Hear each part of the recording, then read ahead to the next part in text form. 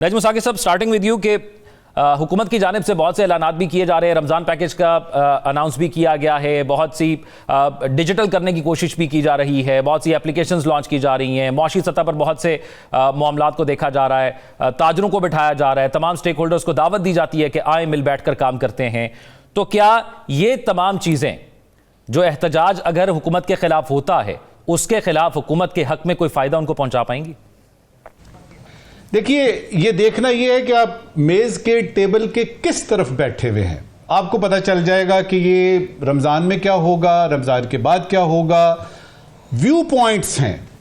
मैं जब आप इंट्रो दे रहे थे तो मैं सोच रहा था कि पाकिस्तान 1947 से लेके अब तक अगर 2-3 फिक्रों में बताना पड़े कि क्या यानी सियासत किस तरह की चल रही है, किस तरह की होगी और कैसी हो सकती है, तो क्या वो बातें होंगी। देखिए,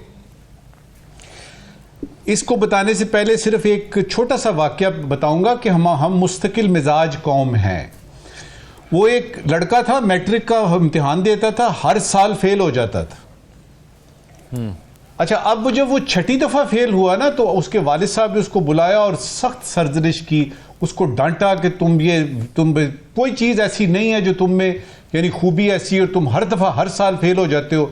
तो उसने मासूम सा मुंह बना के कहा कि बाबा, मेरी मुस्तकिल मिजाजी भी तो देखें ना, यानी मेरी मुस्तकिल मिजाजी देखें कि मैं मैट्रिक में ही हूं और अल्लाह की मेहरबानी से इधर ही हूं और इधर से हिल ही नहीं रहा। सवाल यह है कि पाकिस्तान आज से 70-72 साल पहले भी एक नाजुक दौर से गुजर रहा था। आप जब देखते हैं अपोजिशन को, उनके बयानात या हुकूमत के बयानात, तो उसी नाजुक दौर से गुजर रहे हैं।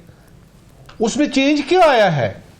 सिर्फ यह हुआ है कि चेहरे बदल गए हैं, शक्लें बदल गई हैं, हिसाब किताब वहीं पे ही है, वही पावर पॉलिटिक्स है। हमें हुकूमत देंगे तो हम बात करेंगे, हम आपके साथ मुज़ाकरात करते हैं लेकिन हमारी बातें मानी जाएंगी। हम मुल्क में जमहूरियत की रेल पेल थी, रेल पेल है, और ये शायद उन चंद अरसों में से एक अरसा गुजर रहा है जिसमें जमहूरियत खतरे में नहीं है। अब दुनिया जो आपको देख रही है वो देख रही है जी हाइब्रिड जमहूरियत है। वो इसमें से बहुत सारे सवाल जवाब जो है वो निकालने की कोशिश करते हैं। गवर्नर यानी जो आपकी जो गवर्नेंस का हाल है वो हुकूमत खुद मान रही है कि गवर्नेंस में कुछ मसले मसाइल हैं। आपकी जो दो बड़ी पार्टीज हैं जिसमें कि नून आती है और पीपीपी आती है, उन दोनों के नज़दीक तो मुल्क में किसी किस्म की सियासी गैर यकीनी या बेयकीनी है ही नहीं। वो तो इलेक्शन ने ख़त्म कर दी, हुकूमत बन गई। अब आगे चलते हैं, अब मईशत की बात करते हैं, फॉरेन पॉलिसी की बात करते हैं, देखते हैं इंडिया के साथ क्या करना है, अफगानिस्तान के साथ क्या करना है, दहशतगर्दी का कैसे मुकाबला करना है। अब दूसरी तरफ जब आप देखते हैं पीटीआई के तेज, तो उनके नज़दीक तो इलेक्शन के बाद जो गैर यकीनी सूरत हाल पैदा हुई थी उसमें तो और गहराई आ गई है। तो देखना यह है कि टेबल के किस तरफ आप बैठे हैं। पीटीआई की जो आपने बात की है उसमें उन्होंने एहतजाज करके देख लिया, कुछ नहीं निकला। उन्होंने आईएमएफ को और यानी वेस्टर्न लेजिस्लेचर्स को खत लिख के देख लिया, कुछ नहीं निकला। हुकूमत के मुज़ाकरात में वो बैठे, उनको नहीं बैठना चाहिए था, तो नजम साहब उसमें से भी कुछ नहीं निकला। आपको लगता है कि किताबत का एक सिलसिला सियासत भी मुस्तकिल मिजाजी में ही है? क्योंकि हुकूमत से जब पूछा जाता है 8 फरवरी के इंतखाबात का, तो वो ये नहीं कहते कि हाँ या नहीं, ठीक हुए नहीं हुए, वो कहते हैं फिर 18 से शुरू करें। देखें, हुकूमत की मुस्तकिल मिजाजी ऐसी है, हुकूमत का इस वक्त कतई मूड नहीं है कि वो प्रेशर में आए। ये जो 26 नवंबर की आपने बात की है ना, अगर इतना बड़ा वाकया हो गया और उसके बाद भी हुकूमत प्रेशर में नहीं आई, तो मैं आपको दावे से यानी कि दावा करना नहीं चाहिए, लेकिन एक दावा किया जा सकता है कि इस वक्त पीटीआई के पास किसी किस्म की कोई ऑप्शन नहीं है जिसमें से कि हुकूमत को हिलाया जा सके, इलेक्शन दोबारा से कराए जा सके। दूसरी तरफ हुकूमत को आप देखते हैं, अजरबैजान जा रहे हैं हमारे प्राइम मिनिस्टर, उज्बेकिस्तान जा रहे हैं, उधर से यूएई के वलीअहद आ रहे हैं, टर्की के प्रेसिडेंट तशरीफ ला रहे हैं, मुल्क में बहार आई हुई है। और अगर आप टेबल के इस तरफ बैठे तो आपको लगेगा किसी किस्म का कोई सियासी मामला जो है वो है ही नहीं हुकूमत की नजर में। और यानी अभी आपने देखा काबीना में तौसीह भी कर दी। अब यह है कि क्या यह सिलसिला रमजान में भी इसी तरह ही चलता रहेगा? मेरे बस में हो ना, तो बस में नहीं है ना मैं पूरा साल रमजान रखूं, क्योंकि सियासी जो आपकी होती है ना हिसाब किताब, वो होते हैं जी रमजान के बाद करेंगे, यानी रमजान गुजर जाए। अच्छी बात आपको एक बात बताता हूं और उसके बाद अपनी बात खत्म करता जी। हूं। अच्छी बात यह है कि मुल्क में इस वक्त एक इंटरनेशनल इवेंट हो रहा है जी, और इस इंटरनेशनल इवेंट का अगर आप फॉरेन पॉलिसी के एंगल से देखते हैं तो बहुत ज्यादा, और वो जो आइसोलेशन वाला हिसाब किताब यानी वो लगा हुआ है ना, यानी पाकिस्तान के साथ एक इल्जाम लगा हुआ है, उस एंगल से देखें तो मेरे नजदीक हुकूमत वक्त को कम से कम ये क्रेडिट जरूर जाता है कि अभी तक किसी किस्म की कोई चिड़िया ने पर नहीं मारा, और लग यही रहा है कि इंटरनेशनल इवेंट जो कि चैंपियंस ट्रॉफी है ये ठीक ठाक गुजर जाएगा। बाकी रही मुस्तकिल मिजाजी, वही पावर पॉलिटिक्स है। और जहां तक नजरियाती सियासत की बात है, जो पाकिस्तान में आज तक नजरियाती सियासत ना हुई है, ना ही होने के कोई चांसेस हैं।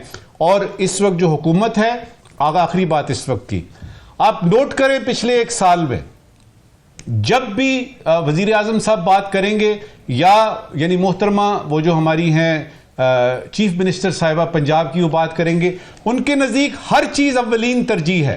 ताजरों से बात करना अव्वलीन तरजीह है, सेहत की तरफ तवज्जो देना अव्वलीन तरजीह है, एजुकेशन की तरफ तवज्जो देना अव्वलीन तरजीह है, फॉरेन पॉलिसी हमारी अव्वलीन तरजीह है, दहशतगर्दी के खिलाफ। मुझे ये समझा दीजिएगा, हमारे पैनल से यानी कीजिए ये सवाल कि पाकिस्तान की असल में अव्वलीन तरजीह है क्या? अव्वलीन तरजीह में अवाम क्यों नहीं है? अव्वलीन तरजीह तो अवाम की होनी चाहिए अगर जमहूरियत की बात है, अगर सियासत की बात है। यहां मैं अपनी बात खत्म करता हूं।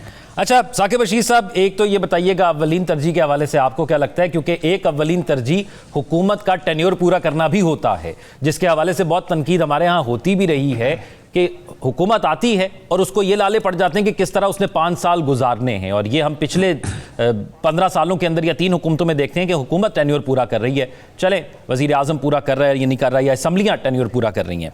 दूसरा ये कि एक चीज़ ये कि जो हुकूमत दावे कर रही है और एक जो अवाम के अंदर से लोगों की राय है, वो कहते हैं कि ये जितने दावे किए जा रहे हैं इसके समरात हम तक कब पहुँचेंगे? एक तो जो आप बात कर रहे हैं कि हुकूमत टेन्योर पूरा कर रही है, मैं नहीं समझता उस तरह अगर एक प्राइम मिनिस्टर जो है वो उसको मुस्तकिल जिस तरह 2008 से 13, 13 से 18, 18 से जो 23 तक जो है वो मामला होता, एक पीटीआई की गवर्नमेंट ही रहती, मतलब मुस्लिम लीग नून की गवर्नमेंट थी 2013 से 18 तक, लेकिन वहाँ पे भी शायद खकान अब्बासी साहब आ गए, नवाज शरीफ साहब को भेज दिया, पनामा आया, 2014 का धरना हो गया।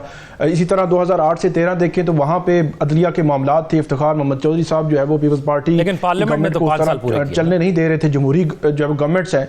जी पार्लियामेंट ने वो 5 साल पूरे किए, लेकिन वो जो एक मजबूत जमहूरी जो मुल्क है या जमहूरियत की मजबूती या पार्लियामान की मजबूती वो उसी में होती है कि एक प्राइम मिनिस्टर जो है वो अपना टेन्योर जो है पूरा करे, उसको रोक दिया जाता है और उसके बाद जो है वो चीज़ें किस तरह चलती हैं वो आप देख लें। 2022 अप्रैल का मामला है जब ये मुस्लिम लीग नून और पीडीएम की गवर्नमेंट आई थी, फिर फरवरी 8 के बाद दोबारा आ गए, अब 3 साल हो गए, आज मार्च है, मार्च 25 और अप्रैल 22, तो हम दादा 3 साल हो गए, आज भी भूल नहीं रहे। वो कह रहे हैं वो उन्होंने किया था, भाई 3 साल आपको हो गए हैं, अब आप बताएं ना आपने क्या किया है और आप किस तरह मुल्क को आगे लेकर चल रहे हैं।